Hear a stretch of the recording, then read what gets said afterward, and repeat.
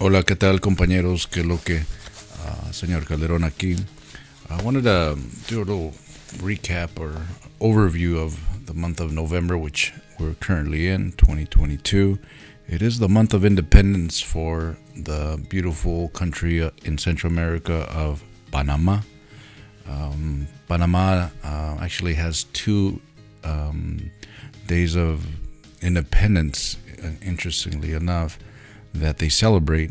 But this picture that you're seeing here, and then I'll go into a little bit of their independence dates. That picture there I took when I was in Panama, one of my three different trips into Panama. That is the Panama Canal is right on the side of where I'm at there. That's the Zona Colonial, the zona that has the canal zone, they call it. And you can see all the flags when I visited. It happened to be in the month of November. It was some years back. And you could just see they were very much euphoric, as any country would be about their independent states. And they celebrate their independence came when they pushed out the Spanish in 1821, and it was a process. And from different sources, will say different days, but it was between the 10th of November and the 28th of November, and that span in 1821 that Panama successfully becomes independent from the Spanish colonial power. But interestingly enough, they were still part of, at that time, what is Colombia. And then in 1903, they become their own actual country, and they separate from Colombia.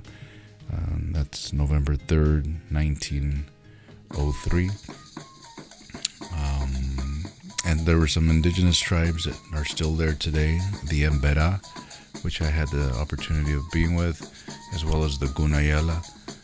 They were tribes that were there before Panama became its own country, and one of the stipulations of the Colombian nation, when Panama did break off and become its own country from Colombia, is that the indigenous tribes that were there before it became its own country would be respected. And when I was there, I definitely saw that.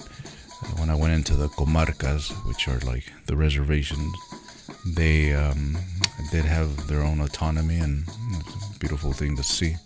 And they managed to have a good working relationship, the Panamanian country and the indigenous tribes there. But this picture that you're seeing there is right there in the Panama Canal Zone,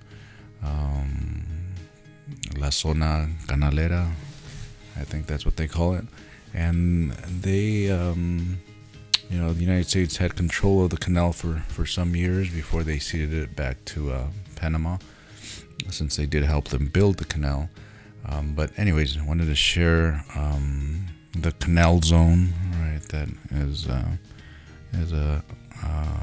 iconic, and when one thinks of Panama, they usually think of the Panama Canal, but there's many other beautiful areas of Panama, like Casco Viejo, which is in downtown Panama City, Panamá Viejo, which was not to be confused with Casco Viejo or Panamá Viejo and Casco Viejo.